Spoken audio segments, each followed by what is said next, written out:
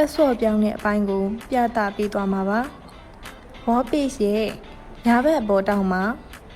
chain password ဆိုတာလေးကိုနှိပ်ပေးပါ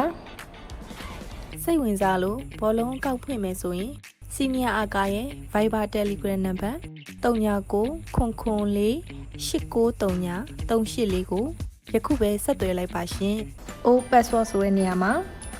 ကိုယ့်ရဲ့ password အဟောင်းကိုရိုက်ထည့်ပေးရပါမယ် New password နေရာမှာကိုယ်အသစ်ပြောင်းခြင်းနဲ့ password အနည်းဆုံး6လုံးရိုက်ထည့်ပေးရပါမယ်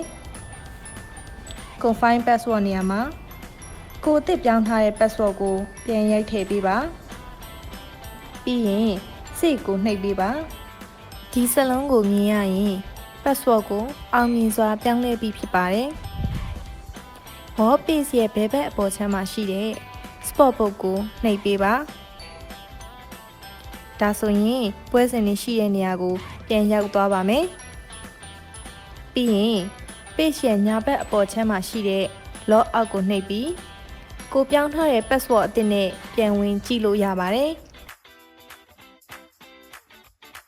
စိတ်ဝင်စားလို့ဘောလုံးကောက်ဖွင့်မယ်ဆိုရင် Senior အာကာရဲ့ Viber Telegram နံပါတ်3994893938ကိုယခုပဲဆက်သွယ်လိုက်ပါရှင်